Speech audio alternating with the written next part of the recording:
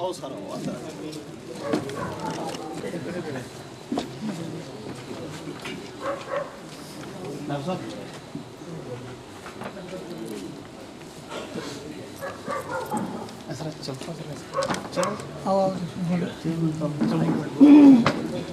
Shri Ramal Singh ji sarpanch Kishanpur please.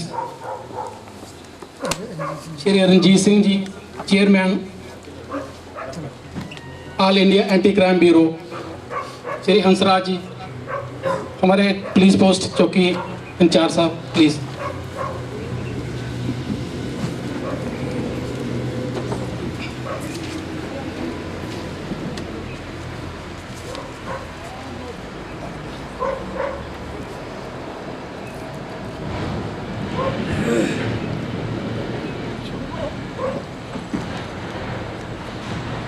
जहां पर उपस्थित आज के chief guest Shri Dhruv Gupta KS tehsildar tehsil Ransal, नायब तहसीलदार साहब, sarpanch Shri Ramal Singh ji, Shri Ranjit Singh ji chairman all India anti crime bureau, Shri Hansraj जी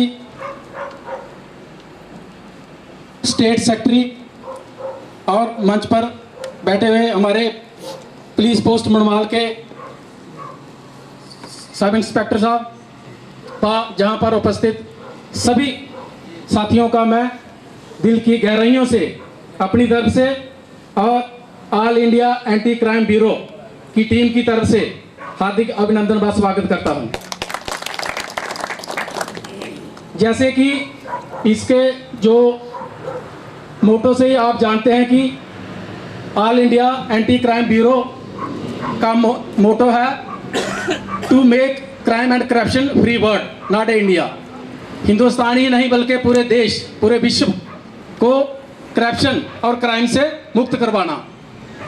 इसके लिए ये संस्था टाइम टू टाइम हर आदमी को जागरूक करती रहती है और अपने ह्यूमन राइट्स के बारे में भी ये संस्था जागरूक करती है। तो आज इसी के उपलक्ष्य में हमने इधर प्रोग्राम ऑर्गेनाइज किया।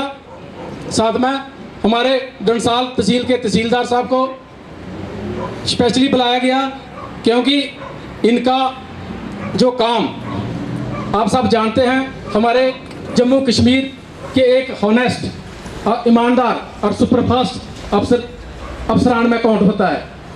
इसके लिए भी एक बार जोरदार तालियां। क्योंकि मैं तकरीबन जो टॉप मोस्ट या कोई भी इनके कॉम्पिटिटिव एग्जाम या वीडियो या यूट्यूब पे देखता रहता हूँ। हमारे ध्रुव गुप्ता जी का काम भी, मैं तो अभी फौज से रिटायर आया पर पहले भी मैंने देखा, मैं भी एक दो बार गया, इनके काम में कोई कमी नहीं है। पहले भी मैं आपको बता रहा था कि अगर अफसर के हाथ कलम हो, अगर अफसर उसका सही इस्तेमाल नहीं करे तो अफसर बनने का कोई फ़ायदा नहीं है। और इन जैसे अफसरों की जितनी तारीफ की जाए उतनी कम है। तो इस प्रोग्राम को आगे बढ़ाते हुए मैं सबसे पहले श्री जंट सिंह जी जो कि किशनपुर के एक्स सरपंच हैं,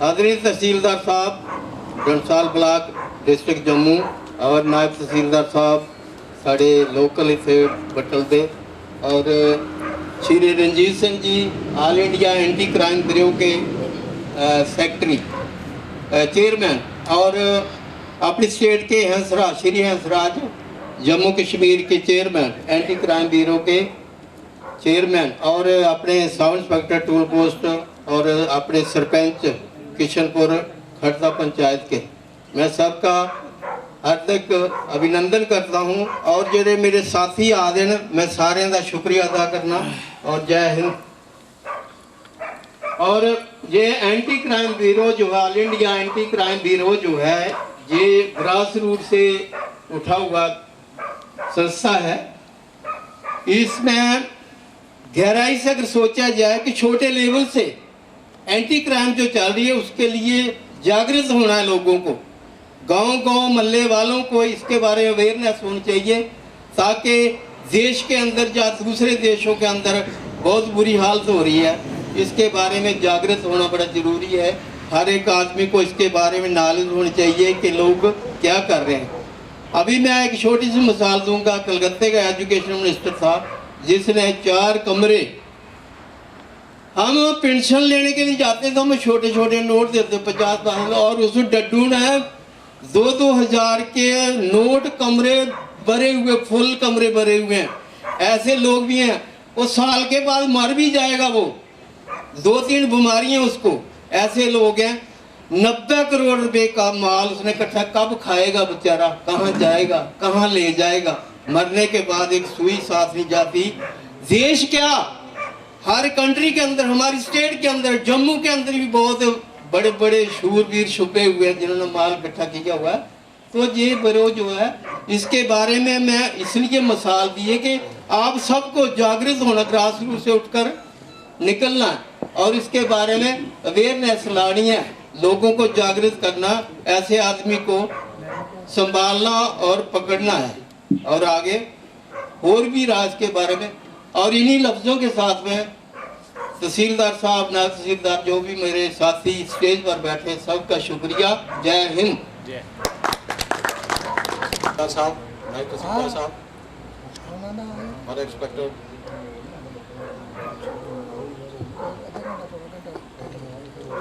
एसआई साहब और ऑल इंडिया क्राइम ब्यूरो के ऑल इंडिया के चेयरमैन श्री रणजीत सिंह जी, अपने हंसराज जी JNK के सेक्रेटरी, और जो बैठे हुए हैं सभी का मैं बहुत शुक्रगुजार हूं कि इस प्रोग्राम में आपने शिरकत की। सबसे पहले मैं ये बात करूं कि हमने इस प्रोग्राम को जब रखा तो एक ऐसी शख्सियत को बुलाने का फैसला किया इन्होंने, हमारे सीनियर जो हैं, जो यहाँ पे ईमानदारी से और अच्छा डील करने के लिए लोगों में, हमने खुद देखा है, हमने खुद इनसे रूबरू हुए हैं, जो इनका डील करने का तरीका, जो बात करने का तरीका, एक तहसीलदार होते हुए इन्होंने छोटे से छोटे आदमी तक अपनी जो भी जहाँ भी इनकी ज़रूरत हुई इन्होंने वो काम किया। मैं सबसे पहले रणजीत सिंह को साहब को भी धन्यवाद दूंगा कि इन्होंने इस ऑर्गेनाइजेशन को यहाँ लाया और छोटा मोटा जो यहाँ पे एक थोड़ी सी ऑर्गेनाइजेशन बढ़ाई। हंसराज जी यहाँ पे आए, इन्होंने इनिशिएटिव लिया और कुछ आदमियों को जोड़ के इन्होंने काम करना शुरू किया। तो इस ऑर्गेनाइजेशन का मकसद तो बाद में बताएंगे ये, लेकिन मैं यही बोलूँगा कि हम जो हमारे तहसीलदार साहब आए हैं उनकी ईमानदारी का, हमारे झूठ को हम ये बताते हैं कि उनको देखो, वो जैसे डील करते हैं, लोगों से बात करते हैं, जैसा उनका बिहेव है, उनसे सीखो और आगे बढ़ो। धन्यवाद। जो एंटी करप्शन ब्यूरो के ऑर्गेनाइज़र भी हैं स्टेट जम्मू के, इनसे गुजारिश करूंगा चंद लफ्ज़ों द्वारा सभी को संबोधित करें, सम्मानित करें। आदरणीय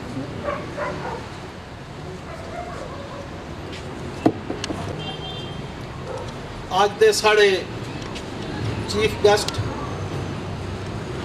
तहसीलदार रंसाल, इंदे कन्नै साढ़े नायब तहसीलदार जंद्रा और साढ़े बिच बैठे दे साढ़े एंटी क्राइम ब्यूरो दे चेयरमैन रणजीत सिंह जी, सेक्रेटरी हंसराज जी और साढ़े चौकी अफसर मनवाल और तहसीलदार साहब कन्नै इंदा स्टाफ साढ़े बिच बैठे दे साढ़े नायब सरपंच प्रकाश सिंह जी, कोड़गा दे नायब सरपंच विजय शर्मा जी, सूबेदार Sohan Singh ji, x sarpanch Janak Singh ji, x chairman Charandas जी, बाकी सारे मेरे साथी, साड़ी इस पंचायत दे साढ़े पंडित नरेश जी, बाकी तमाम मेरे पंच और जिन्ने इत्थे आए दे आस पास दे लोग, मैं सारे दा अज बड़े तय दिल कन्नै थोड़ा शुक्रिया करना कि तुसें लोकें इस प्रोग्राम च अपना टाइम कढ़िया। और ये जिहड़ा प्रोग्राम रखा पिछले दिन एंटी क्राइम ब्यूरो के चेयरमैन साहब रणजीत सिंह जी मिले, भी एक दिन आखन लगे अस चाहने कोई एक प्रोग्राम इत्थे करचै। मैं इन्हें आख्या भाई तुसें अच्छे मौके पर आख्या, मैं क्या प्रोग्राम करने ये आखन लगे कोई ऐसा एक अस कोई शख्सियत एक बुलाना चाहने उहदे विच जिहड़ा बिल्कुल लोकें दी नज़रें च और उपराले दी नज़र च भी कि भाई जिहड़ा बिल्कुल साफ सुथरी छवि दा कोई अफसर हुआ, कोई छोटा मुलाजम हो, कोई भी हुआ, लेकिन ऐसा कोई एक कुर्सी पवन जी, एक कुर्सी ले आओ, एक कुर्सी ले आओ, दे जल्दी जल्दी। साढ़े हैड मास्टर साहब हाई स्कूल कृष्णपुर दे साढ़े बिच आए न, दे कुर्सियां दे बिठा आओ। मास्टर दे कन्नै साढ़े सारे इस खड़ता कृष्णपुर हाई स्कूल दा ये स्टाफ ये भी साढ़े बिच आए न। गल चला रही कि चेयरमैन साहब ने आख्या भाई कोई ऐसी एक शख्सियत अस इत्थे बुलाना चाहते। मैंने आख्या भाई अस जो दिखाने आगे पिछे सवेरे चलने शामी थोड़ी लगभग लोगों में फिरते रौने। मैंने आख्या भाई साढ़े तहसीलदार साहब जेडे डंसाल न, मैं क्या मेरी अगर राह पुछनी तो मैं चाहना कि उन्हें की बुलाया जा। ये आखन लगे दूए त्रीए दिन भी फोन किया इन्हें, मैं आखन लगे मैं अपने तौर पर भी पता कराया। कितनी अच्छी गल है, आखन लगे है मैं अपने तौर पर भी पता कराया। जो गल तुसें मिगी आखी आखन लगे यार मैं जिसी भी पूछा उन्हें ये चीज सुनाई कि यार तहसीलदार साहब का कोई जवाब। और ऐसे लोग बड़े घट न इस जमाने च। जियां सरपंच होरें आख्या ऐसे ऐसे लोग भी हैं जिन्हें नोटें कन्नै कमरे भरे दे ते भुख भी बनी जाती, लेकिन ऐसे लोग भी साढ़े बिच न। मैं तहसीलदार साहब की तुसें एक मोटी मोटी एक दो गल सुनागा, ज़्यादा टाइम नहीं लेना। तहसीलदार साहब इत्थे ओले जां बिल्कुल नवें गै आए, साड़ी ज़्यादा इंदे ने कोई जान पहचान मती नहीं है। ये मने कैप्टन साहब थोड़ा बरसात चला दी ते कुसै दे घर कलैप्स होई है, कोई 5-6 घर पूरी जमीन चली उपर घर गै कलैप्स होई है। मी बलवीर ने आख्या सरपंच ने तुस आंदे थोड़ा जाना उपर दिखना। मैं चल ठीक है मैं भी चली जा। और मने दे बड़े लोग अस गए शामी का टाइम आ, थोड़ा न्हेरा हो गया। असें ओह् दिक्खेआ घर लोकें दे काफी मतलब जगह बड़ी दूर चली है, त्रैची है। लोकें बेचारे घर छड्डे, कोई कुसै दे चली जा, कोई समान चुक्किए कुदै चली जा। थोड़ा न्हेरा होई दा हा। दिने शायद पटवारी साहब इन्हें भेजे दे चल सुनाया होना तो पटवारी साहब आइए चक्कर लाई चली गए। अस उत्थों टले इन्होंने चिक्कड़ हा। मैं चलो तहसीलदार साहब कन्नै गल करने आ। मैं फोन किया, मैं सारी जियां गल है इत्थे थोड़ी जगह कलैप्स होई ते कोई 5-4 घर ने नहीं बड़ा लास होई आ, पर थोड़ा न्हेरा होई पेदा हा। ये भी आखन लगे तो लोकें दा मैं लोकें आख्या थोड़ा कि शिफ्ट हो जाओ अगे पिछे। इन्हें आख्या चलो ठीक है। असें जियां पहले गल करते अफसर कन्नै असें भी आख्या सनाऊगा असें नहीं ते असें भी इयां होना कि कल इन्हें आखू ना मैं कोई नहीं कोई भेजगा बंदा। उतो आइए सर, मैं कृष्णपुर आई ओगड़े उधर ही चलिए, मैं तभी पुल ऊपर पुज्जा। तो यकीन मन्नो आइए थोड़े जरा सराज की दुकान पर बैठे होंगे, उसके बाद बस तभी पुल ऊपर पुज्जा, साहब ने दोबारा वापस फोन आया भी हरमाल सिंह जी कुछ हो। मैं सर मैं कृष्णपुर हाँ, मैं कुछ पुजना है सनाओ। मैं तुझे आखन लगे मैं डंसाल क्रॉस किया भी सनाओ कुछ पुजना। बाईगाड़ शामी कोई 7-8 बजे की गल होनी सर, नेरा पे मैं बलवीरी किया फोन, मैं आज मैं मनिया पुजी आओ सर। 8 बजे तहसीलदार साहब आपू अपनी गड्डी ड्राइव करी है उथे पुजीए सर। असें नहीं आख्या उपर बड़ा नेरा होई दा, चिक्कड़ बड़ा है, बैठे लोकें ही सद्या जिंदे कलैप्स होए दे घर बई आमदे ने गल गुल की सारी। इन्हें आख्या भाई मेरे को जो होएगा मैं करगा। अज तक अस जिन्ने इतने लोग बैठे थे ना, इं कलोनियां लगभग मिलदियां लोकें की, लेकिन अगर किसी का घर कुदै जली होग जां कोई घर कलैप्स होई होग तो ओहदा मुआवजा घट गया मिलिया। लेकिन सर मड़ेर इतने लोग बैठे थे, नहीं पूछो सर कुसे की लाख 1.5 2 इस हिसाब कन्नै तहसीलदार ने साहब ने सर उन्हें की मुआवजा भी दवाया। मतलब ये जिहियां एक अद्धी मिसाल मैं अपना नेका मिसालां नहीं दियां, मतलब काम किया। और शामी असें नहीं आख्या सर हुण जम्मू जाना है, बड़े लेट होई दे, इत्थे मेरे को गेस्ट है, गेस्ट हाउस है पावर ग्रिड का। आखले ना ना ना यार मैं चली जाना। ਇਹਦਾ एक भी है कि जंग अफसर हिम्मत भी है और काम करने का शौक है।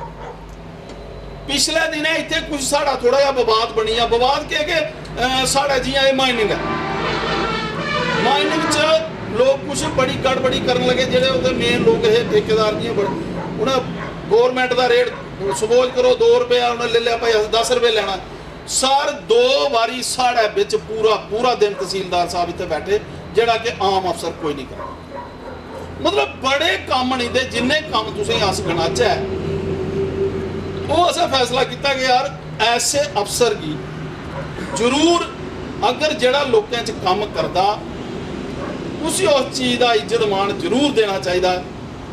ये दुनिया दिखती जिसलै दूए अफसर भी दिखते, हो सकता थोड़ा चेंज उंदे च भी आवे।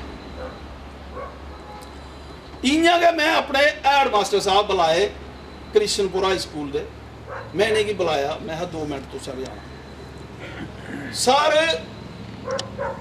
इनकी भी जो मैं खूबियां तहसीलदार साहब दी गिनाइयां ना सर, हैड मास्टर साढ़े कृष्णपुर दे कोई फर्क नहीं। अज तुस अगर साढ़े स्कूल की दिखो ना जाइए सर, तुसें एक इयां पत्ता कोई डिगे दा नहीं स्कूल च लगदा, साफ सफाई, बूटे इन्ने अच्छे। मतलब पिछले दिन कुछ जियां अस ये मना करते आज़ादी का अमृत उत्सव, वो हर दिन मास्टर है कोई तो कोई वो प्रोग्राम करना देश के बारे और दूए लोगों की भी अवेयर किया। ਉਹਦੇ ਚ ਅਸੀਂ लगा कि मास्टर हुंदा भी बहुत बड़ा योगदान है, और ऐसे आदमी की भी जरूर कोई दे ही कुछ नहीं सकता, लेकिन लोगों च थोड़ा होना चाहिए कि फलाना अफसर है वाकया यार ईमानदारी ने काम करा दा, और उस बंदे की हौसला अफजाई जरूर होनी चाहिए। ये मैं थोड़े अगे गल्लां रखियां, बाकी तहसीलदार साहब का तो कोई जवाब नहीं। हुण मैं माइक दिना कैप्टन साहब की एक के आदेश को कर दें। जय हिंद जय भारत। बहुत बहुत धन्यवाद सरपंच साहब। जैसे सरपंच साहब ने बताया कि 2-3 चीज़ें तहसीलदार जी के बारे में, जहाँ किशनपुर स्कूल के हेड मास्टर जी ने एक बार पीछे program run for freedom organise किया, उसमें मैंने भी हिस्सा लिया, मुझे भी बुलाया था। तो ये अगर इस प्रकार की अच्छी सोचें ज़्यादातर इंसान में हो तो जाहिर है देश भी तरक्की करेगा और समाज भी तरक्की करेगा, दुनिया भी तरक्की करेगी और गरीबी भी कम होगी। अगर भ्रष्टाचार भी मुक्त होगा देश, क्योंकि भ्रष्टाचार मुक्त देश करने के लिए थोड़ा सा हौसला रखना पड़ता है, बेईमानी की कमाई से नफरत करना पड़ती है, क्योंकि ज़्यादातर इंसान चाहता है कि मैं जल्दी अमीर हो जाऊं बेईमानी करके, पर इतना उसको पता होना चाहिए, बेईमानी से जितना जल्दी अमीर होता है उतना ही जल्दी गरीब होता है।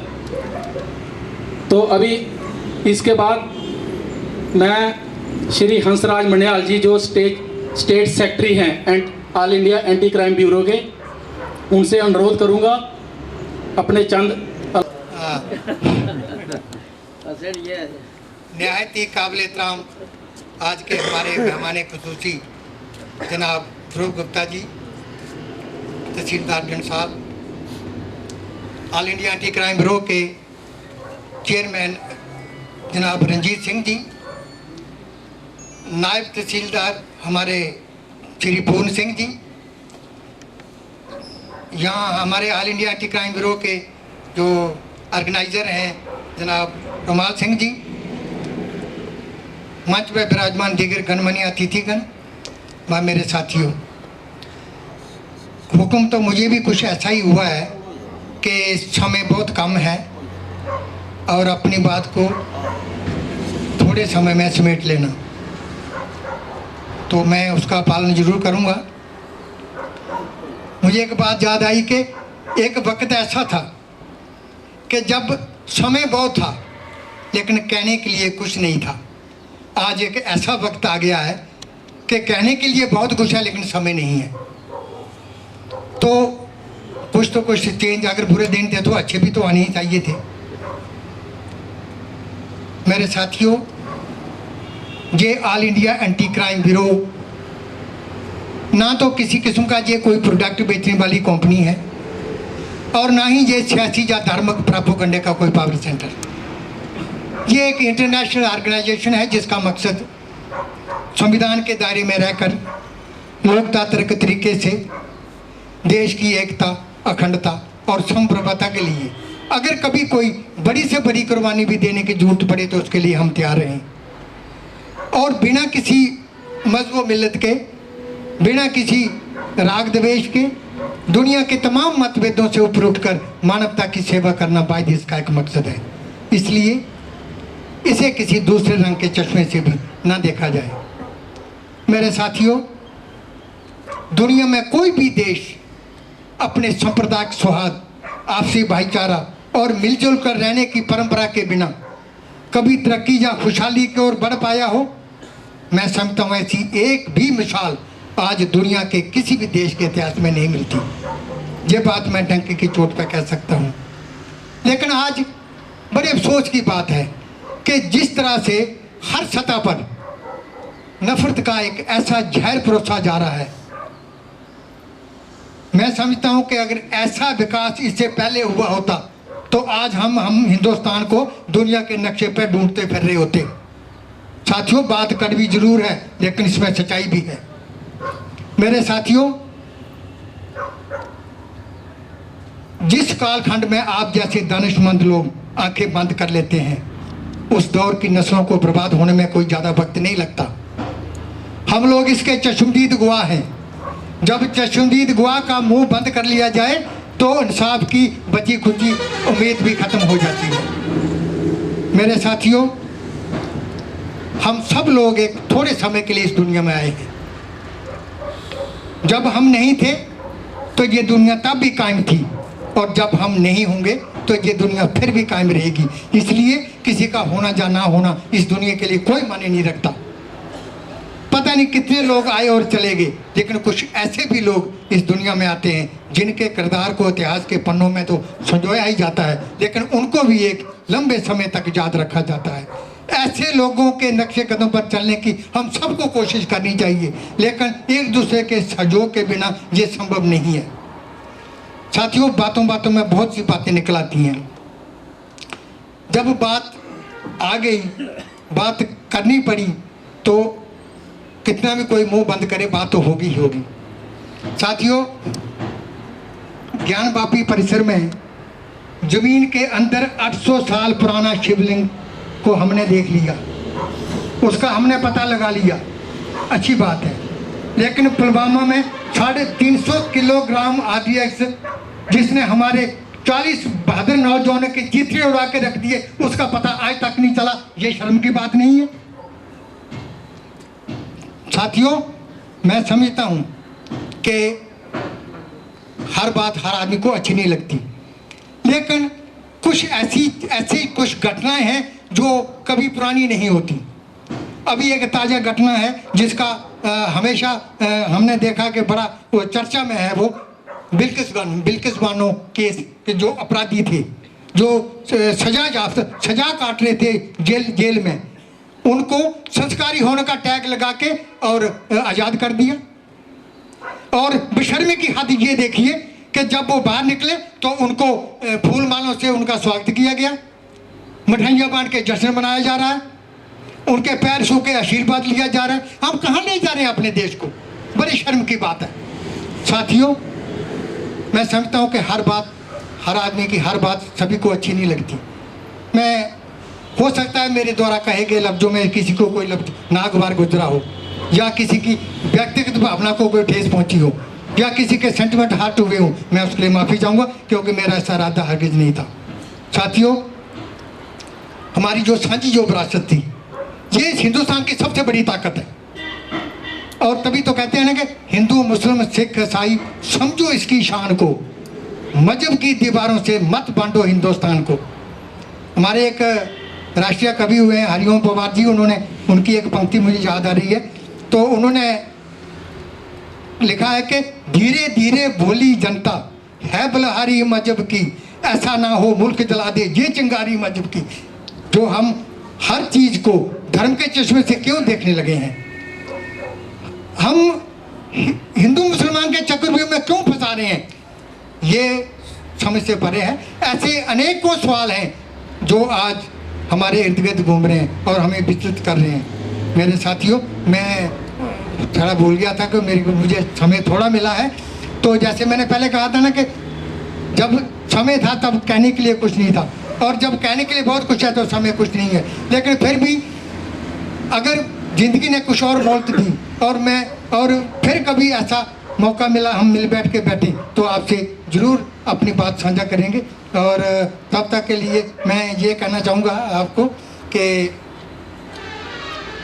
किसी एक शायर ने भी कहा है कि कौन जाने किस गली ज़िंदगी की शाम हो जाए, कौन जाने किस गली ज़िंदगी की शाम हो जाए, आज आपके साथ हैं कल किस्सा तमाम हो जाए।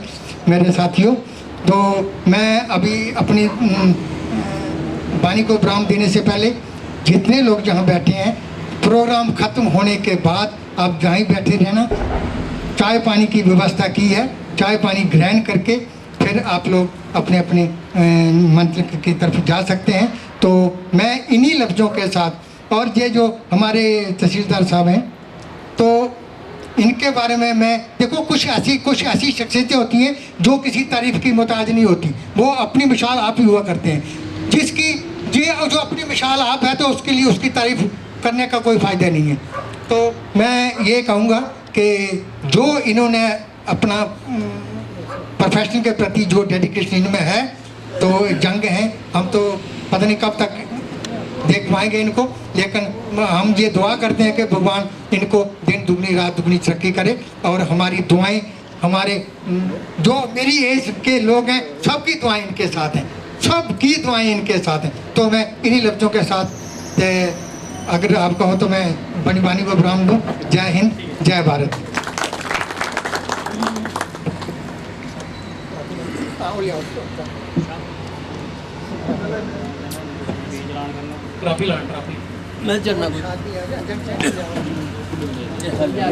बहुत ही बढ़िया श्री हंसराज जी, जो स्टेट सेक्रेटरी हैं all India anti crime bureau के, इन्होंने सब कुछ बता दिया। तो एक स्पेशल तहसीलदार साहब को सम्मानित करने के लिए एक ट्रॉफी बनाई गई है, ताकि ये भी, इनको भी हमारी याद आए, हम इनको कितना चाहते हैं, इसलिए एक स्पेशल ट्रॉफी बनाई गई है।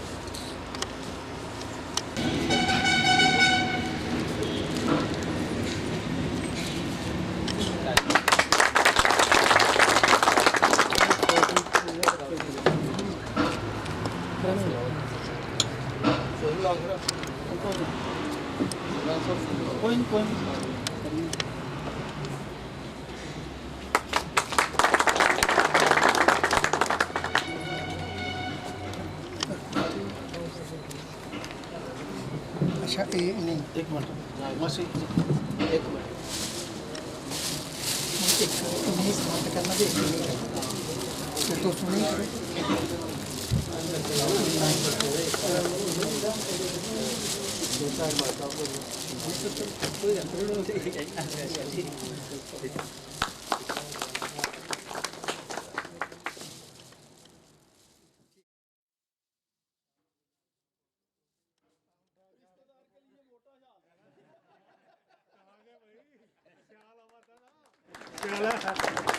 रिश्तेदार ख्याल में क्या बोल रहे हैं?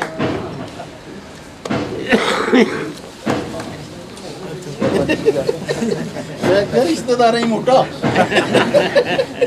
तो इस प्रोग्राम को आगे बढ़ाएं। श्री रणजीत सिंह जी जो all India anti crime bureau के चेयरमैन हैं, मैं उन्हीं से गुजारिश करूंगा वो भी चंद अल्फाज सबके सामने रखें। सबसे पहले जय हिंद का जो हमारा स्लोगन है, आप हमारी टीम के जो लोग हैं वो जानते हैं। जय हिंद का हम लोग 2-3 बार नारा लगाएंगे जोर से, क्योंकि अभी रोड पे आवाज़ कम है तो थोड़ा नज़दीकी गांव में आवाज़ जानी चाहिए। मैं जय हिंद बोलूँगा, आपको भी जय हिंद ही बोलना है, ठीक है? जय हिंद, जय हिंद, जय हिंद। अच्छा, मैं कुछ 2 लफ्ज़ बोलूँ उसके पहले मैं चाहूँगा सर से भी रिक्वेस्ट करूँगा कि सब लोग हम एक बार राष्ट्रगान करेंगे खड़ा होकर, सब लोग अपने अपनी जगह पे।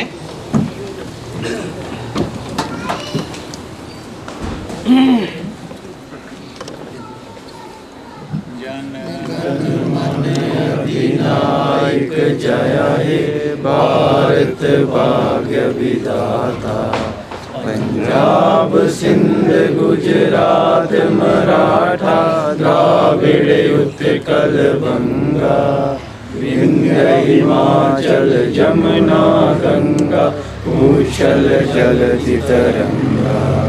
तब शुभ नाम जागे, तब शुभ आशीष मांगे, गाए सब जय गाथा।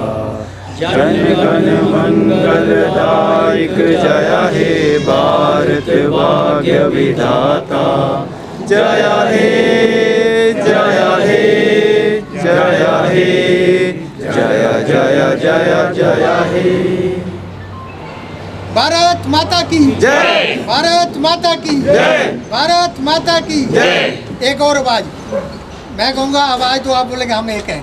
आवाज दो, हम एक हैं, आवाज दो, हम एक हैं, आवाज दो, हम एक हैं। एक ही रहना। धन्यवाद, थैंक यू सर।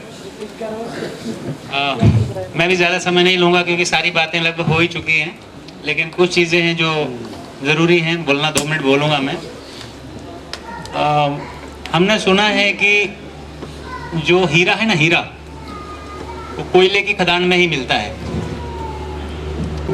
हीरा जो है वो कोयले की खदान से ही निकलता है, लेकिन कोयले की खदान से तो बहुत ज़्यादा कोयला निकलता है, हीरा बहुत रेयर केस में बहुत कम निकलता है।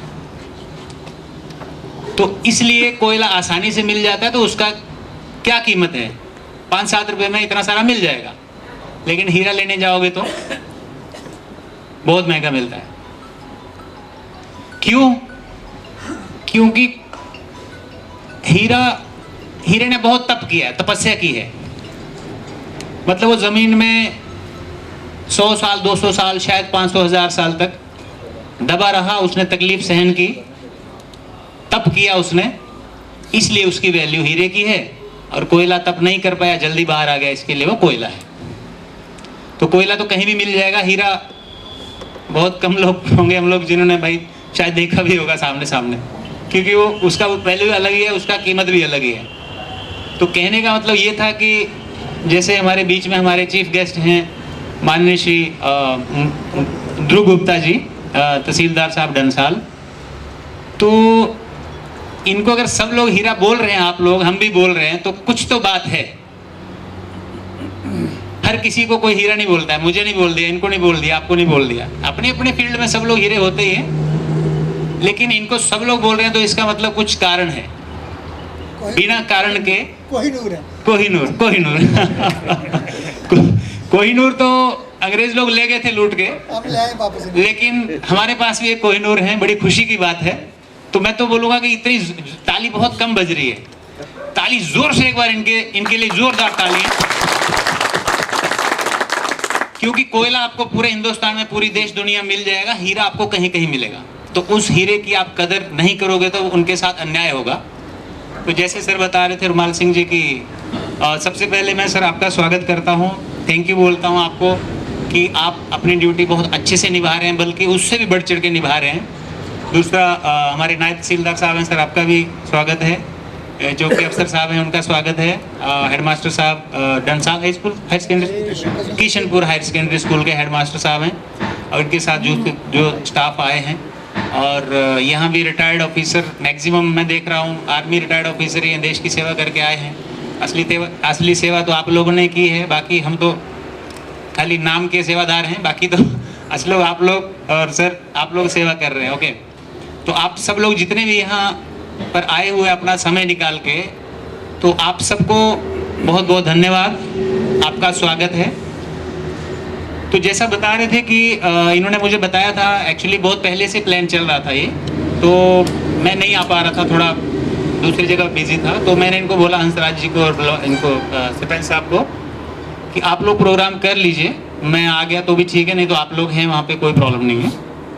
तो तैयारी वगैरह चल रहा था इनका, तो अभी बाई चांस आया हुआ था, तो इन्होंने बोला कि ऐसा ऐसा है। मैं बोला सर बहुत अच्छा मौका है, आप करिए प्रोग्राम। मुझे जाना था एक्चुअली थोड़ा काम से, लेकिन मैं बोला ठीक है 2-4 दिन डिले करेंगे। तो इन्होंने ये प्रोग्राम का अभी 3-4 दिन पहले फाइनल किया, और सर के बारे में उन्होंने बताया मुझे। तो हालांकि जैसे इन्होंने बोला मैंने इंक्वायरी की, तो इंक्वायरी तो मैंने नहीं की, क्योंकि इन्होंने बोल दिया तो जब पब्लिक उसको एक्सेप्ट कर रही है कोई चीज़ को, तो मैं उसमें ऑब्जेक्शन करने वाला कौन होता हूँ। मैं तो बहुत छोटा आदमी, मैं अपने आप को बहुत बड़ा तो मानता नहीं, और ना ही हूँ मैं। आप सब लोग हमसे बड़े हैं, उम्र में बड़े हैं, इज्जत में भी बड़े हैं, हर चीज़ में नॉलेज में बड़े हैं। सब लोग यहाँ स्टेज पे हैं चाहे नीचे हैं। हमारा इतना ही सिर्फ कि भाई ये ऑर्गेनाइजेशन हमने शुरू की एक अच्छी सोच के साथ, और बस उतना ही, और कुछ हम लोग करने लायक नहीं है। हमारी टीम है तो हम हैं।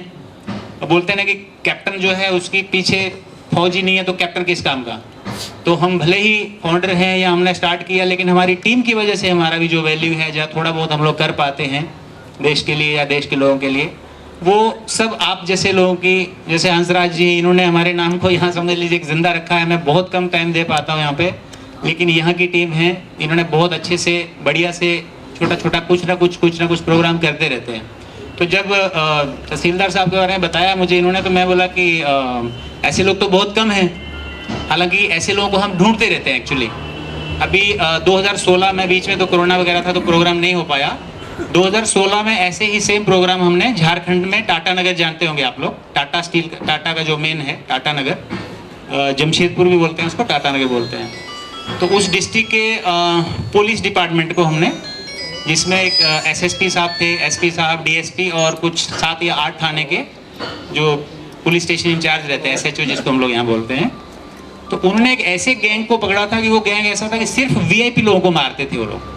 टाटा कंपनी के इंजीनियर हो गए या कोई जाने माने एरिया के लोग हो गए, तो बिना कारण के वो लोग हत्या करते थे।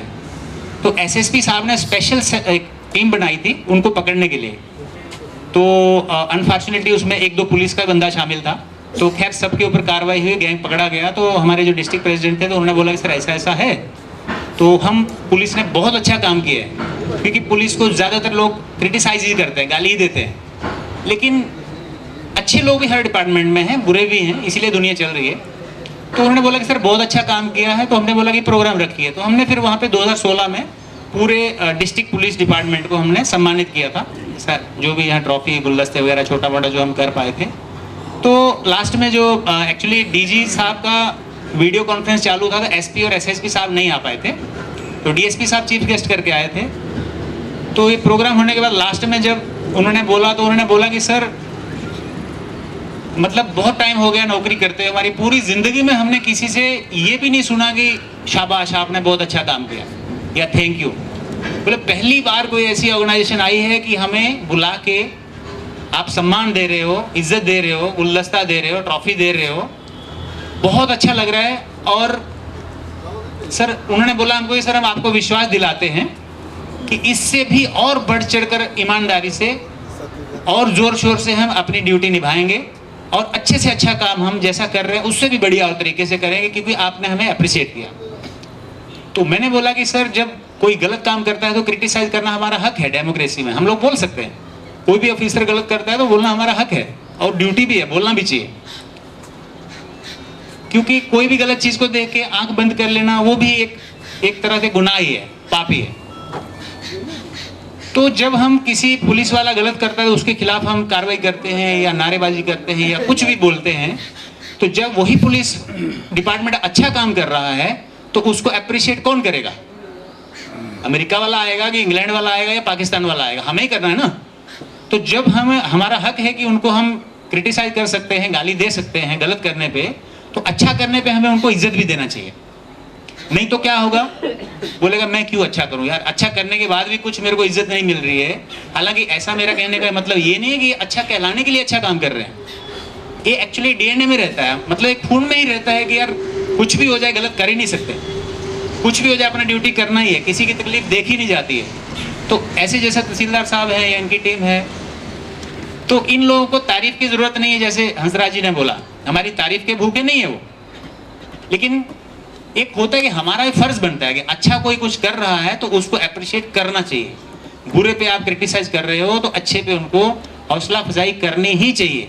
उससे दो चीजें होंगी, एक तो उनका भी हौसला बढ़ेगा, भाई मैं अच्छा काम कर रहा हूँ, कम से कम लोग तो मुझे प्यार कर रहे हैं ना। दूसरा है कि जो करप्ट ऑफिसर हैं दूसरे कहीं अगर होंगे, तो हम तो नहीं बोल सकते, लेकिन जो भी होंगे उनको भी एक मैसेज जाएगा।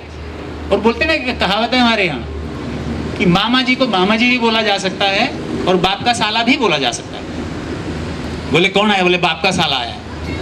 तो कितना गंदा लगता है। अब कौन है? मामा जी आया। तो मामा जी खुश भी होंगे, पैसा भी देंगे, खाने को भी देंगे। और बाप का साला बोलेगा तो हो सकता थप्पड़ ही पड़ जाए आगे से।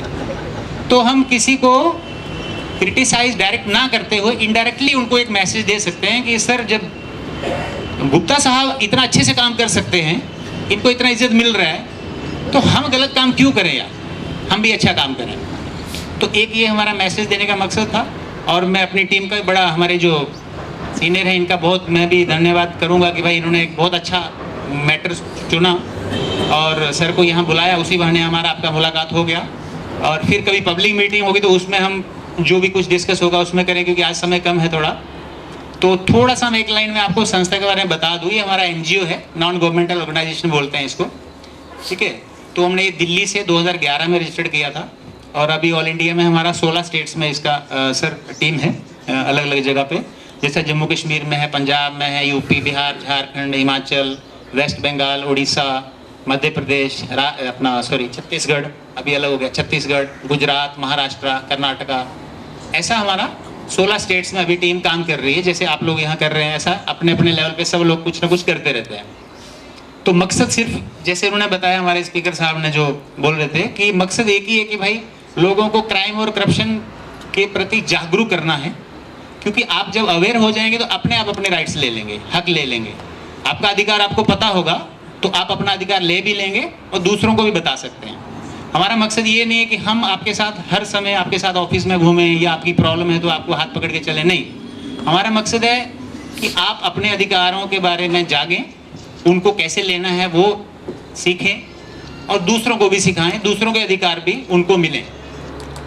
तो मेन मकसद हमारा यही है और काम करने का हमारा तरीका यही है, पब्लिक अवेयरनेस। हमारा बहुत एक मेन मकसद यही है कि लोग जागे अपने अधिकारों के बारे में।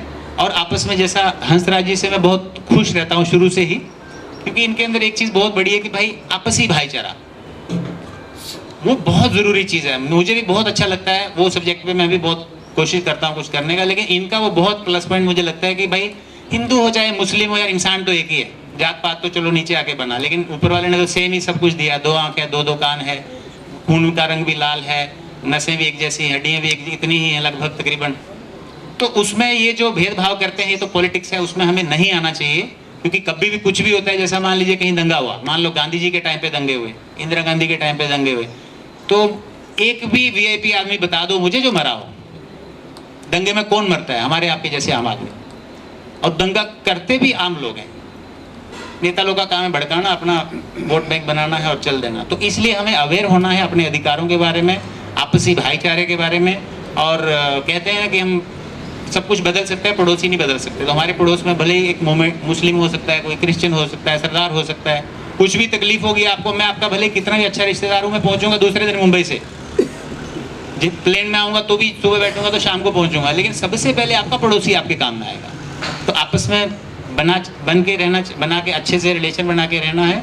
और दूसरा, जैसा मैंने बताया आपको कि हमारा मकसद यही है, और हम आपसे ये रिक्वेस्ट भी करेंगे, बहुत सारे इसमें मैक्सिमम मेरे ख्याल से मेंबर भी होंगे अपने, बहुत सारे है ना, बहुत सारे लोग आप जुड़े भी होंगे, और भी हम आह्वान करेंगे कि सब लोग आएँ साथ में और हम सब मिल के समाज के लिए, देश के लिए कुछ थोड़ा बहुत अच्छा कर सकें। और दूसरा मैं बता रहा था कि सर के बारे में मैं भूल गया बीच में, जब पता चला कि इनको सम्मानित करना है तो मैंने इंक्वायरी तो जानबूझ के तो नहीं की कहीं, लेकिन ऐसे ही मैं कुछ ट्रैवल करते करते ऐसे ही जस्ट बात निकली तो मुझे बहुत सारे लोगों ने बोला, एक सर के साथ ही जॉब कर चुके हैं, नायब तहसीलदार साहब थे हमारे उधर के, तो मैं आ रहा था जम्मू से, तो शायद उनको बस नहीं मिली होगी, तो मेरे साथ आए वो, तो रास्ते में ऐसे ही बात होने लगी, तो उन्होंने आपका नाम क्या,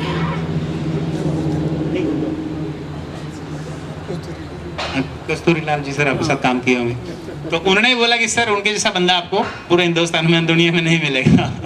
तो मैं चलो बहुत बढ़िया। ऐसे बहुत सारा फीडबैक आया, लेकिन उस तरह से मैंने कोई इंक्वायरी नहीं किया, क्योंकि भाई हमारी टीम ने जब बोल दिया, और मैं तो खैर यहाँ नहीं रहता हूँ, उस वजह से मुझे उतना नहीं जानकारी रहती। मैं मुंबई में रहता हूँ, बेसिकली मैं जम्मू का रहने वाला हूँ, लेकिन मैं मुंबई में रहता हूँ, फैमिली वगैरह सब वहीं पे है, छोटा मोटा काम अभी वहीं है, और हेड ऑफिस मुंबई हमारा, रजिस्टर्ड ऑफिस दिल्ली में है। ओके, तो सर मैं फिर से एक बार आपका बहुत बहुत धन्यवाद करूंगा सर। आप यंग हैं, डायनामिक हैं और डैशिंग हैं, फिजिकली भी डैशिंग है सर आप, और मेंटली भी डैशिंग है, और आप बहुत अच्छे से काम कर रहे हैं। मुझे बड़ी खुशी होती है, जैसे मैंने बोला कि यार कोयला तो रास्ते में पड़ा रहता है, कोई पूछता नहीं है, हीरा कहीं रहता तो अभी आपको पता चलेगा उधमपुर में कोई कोहिनूर टाइप का हीरा है, हम लोग सब लोग यहाँ से प्रोग्राम छोड़ के भागेंगे देखने के लिए।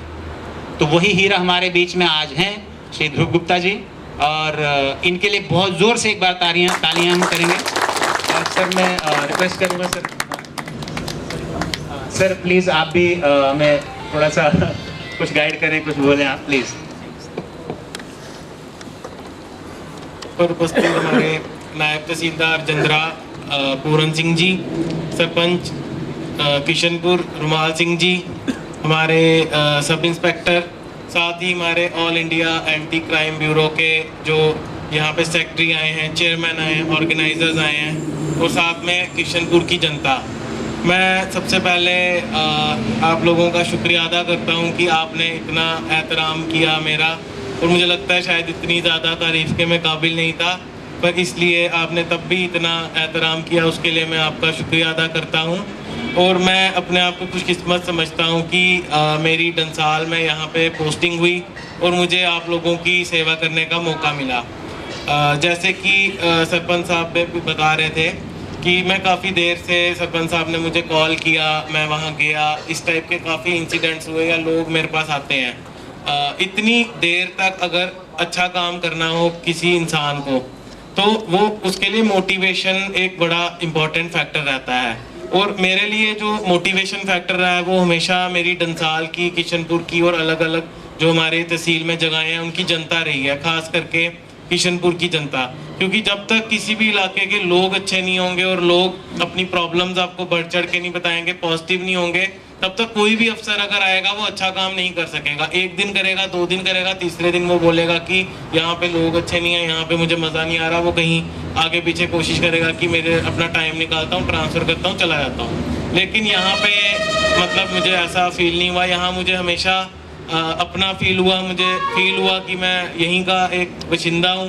इवन अगर मैं आपको बताऊँ कि किशनपुर की अगर मैं बात करूँ, किशनपुर से मेरा रिश्ता काफ़ी पुराना है। जब मैं कॉलेज में हुआ करता था, NIT श्रीनगर से मैंने इंजीनियरिंग की हुई है, तो 2011 में की बात है, मैं यहाँ पे किशनपुर जो हमारा पावर ग्रिड है यहाँ पे ट्रेनिंग करने आया करता था, क्योंकि मेरी इंजीनियरिंग इलेक्ट्रिकल थी। तो बीच में जो कॉलेज के सेकेंड ईयर में ट्रेनिंग होती है उसके लिए मैं यहाँ आया करता था। उस समय मैं पहली बार आया था डंसाल तहसील में, तो मैं सुबह इससे ट्रेन DMU जो ट्रेन चलती है उससे आया करता था। मनवाल स्टेशन में मैं उतरता था, वहाँ से ऑटो में कभी बैठ के कभी लटक के मैं यहाँ जाता था, और 3:30 बजे की वापसी की ट्रेन होती थी, उससे मैं वापस जम्मू जाया करता था। तो ये ट्रेनिंग मैंने 1.5 महीना की। तो उस समय जब मैं पहली बार आया यहाँ पे तो मुझे ये एरिया बहुत अच्छा लगा, और मैं पहली बार उस समय किसी एक गांव वाले एरिया में आया था, क्योंकि मैं हमेशा से जम्मू में ही रहा हूँ और श्रीनगर भी रहा हूँ जो मेरा कॉलेज रहा है वहाँ, बट कभी किसी रूरल एरिया में मुझे जाने का मौका नहीं मिला था। तो जब मैं यहाँ आया था तो मुझे यहाँ बड़ा अच्छा लगता था, यहाँ का कल्चर, यहाँ के लोग और ओवरऑल ये पूरी जगह। मतलब हमेशा जब भी मैं इवन कॉलेज के बाद भी कहीं जाता था तो मुझे ये वाला पल यादगार रहते थे। इवन अभी जब मैं यहाँ से गुजरा तो मैंने रास्ते में नायब साहब से भी बात की कि यहाँ पे मैं आया करता था, ये जगह मेरे लिए बहुत स्पेशल है किशनपुर। और उसके बाद जब मुझे उसके कई सालों के बाद यहाँ 2020 में मौका मिला सर्व करने का एज तहसीलदार, तो मैंने अपने आप को बहुत खुशकिस्मत समझा। और आज जैसे आज मैं अपने आप को देखता हूँ कि वो कॉलेज का टाइम में यहाँ कैसे घूमा करता था और आज का दिन है कि आप लोगों ने इतना मेरे बारे में अच्छी बातें की, तो मैं समझता हूँ कि ये मेरे लिए बहुत बड़ी बात है। एक लाइफ के फेज में मैं आगे निकला हूँ कि उस दिन को और इस दिन को अगर मैं कंपेयर करूँ तो उसके लिए मैं एक बार फिर से आप लोगों का शुक्रिया अदा करता हूँ। और जहाँ तक मैं all India anti crime bureau की मैं बात करूँगा, यहाँ से जो इनके मेंबर्स, सेक्रेटरीज और ऑर्गेनाइजर्स आए हैं, मुझे लगता है कि ये बहुत अच्छा काम कर रहे हैं। ऐसी ऑर्गेनाइजेशंस की ज़रूरत है हमारे देश को, क्योंकि आज जो हमारा देश अगर अपनी तरक्की से पीछे हो रहा है तो सिर्फ दो चीज़ें ऐसी हैं, एक क्राइम है और एक करप्शन है, जो हमारे देश को बाकी देशों से थोड़ा पीछे खींच रहा है। तो इन्होंने इन दो जो ब्लॉट्स हैं हमारी कंट्री पे, इन दोनों को टारगेट किया है, तो मुझे लगता है काफ़ी अच्छा काम कर रहे हैं। क्योंकि अल्टीमेटली जो हमारी सोसाइटी है, हमारा जो माशरे है, अगर माशरे में अच्छी वैल्यूज़ दी जाएंगी बच्चों को और माशरे में ही जो करप्ट लोग हैं उनको एक्सेप्टेंस नहीं दी जाएगी, तभी हमारा देश आगे बढ़ सकता है। और इवन इसके बारे में मैंने एक चीज़ पढ़ी भी है अर्थशास्त्र में, कौटिल्य लिखते हैं कि एक बार उनसे पूछा था किसी ने कि आप जो करप्शन है, जैसे वो मौर्यन एम्पायर के बारे में लिखते थे, उनसे पूछा था कि आप मौर्यन एम्पायर में जो करप्शन है उसको कैसे दूर करेंगे। तो पहले कौटिल्य ने बोला कि किसी भी एक कंट्री में या किसी भी एक सोसाइटी में करप्शन दूर करना उतना ही मुश्किल है जितना कि ये पता करना कि जो मछली पानी में तैर रही होती है उसने पानी पिया है कि नहीं पिया। उतना ही मुश्किल है करप्शन दूर करना। तो उनसे पूछा गया फिर कैसे करप्शन दूर करेंगे, क्या लोगों को जो थोड़ा बहुत भी करेगा उसको जेल में डालेंगे या क्या करेंगे। कहते हैं वो भी एक शॉर्ट टर्म सोल्यूशन है, लॉन्ग टर्म सोल्यूशन नहीं है। लॉन्ग टर्म सोल्यूशन ये है कि जो लोग हैं, लोग ही अगर इन चीज़ों से नफरत करने लगे, हर एक लोग अपनी लोकेलिटी में, अपने विलेज में, अपनी पंचायत में, और जो करप्ट लोग हैं उनको बॉयकॉट कर दें, करप्ट लोगों को बॉयकॉट करें, जो क्रिमिनल लोग हैं उनको बॉयकॉट कर दें, उनको सोसाइटल एक्सेप्टेंस नहीं मिले, जो इस टाइप के लोग हैं उनसे कोई रिश्ता नहीं बनाए, कोई शादी नहीं करे, कोई बुलाए नहीं सोशल फंक्शंस में। उन्होंने ये कहा कि जब ऐसी एक सोसाइटी में चीज़ आएगी तभी ये करप्शन जड़ से रिमूव हो सकती है। और ऐसे हम जितनी मर्जी ऑर्गेनाइजेशंस बना लें, जितने मर्जी विजिलेंस के वो विजिलेंस कमिश्नर बना लें या हम क्राइम ब्रांच बना लें, कहीं ना कहीं से लोग करप्शन कर ही लेंगे। क्योंकि at the end of the day लोग कई बार हम देखते हैं, हमारे कई साथी भी हैं जिनको हम जानते भी हैं अपने अपने लेवल पे, हम देखते हैं कि जो ये करप्ट लोग हैं, अगर ये पैसा कमा के घर जाते हैं तो इनके रिश्तेदार उल्टा इनकी तारीफ करते हैं इनके सामने कि अच्छा आपने जी नया घर ले लिया, आपने ये ले लिया, बड़ी अच्छी बात है।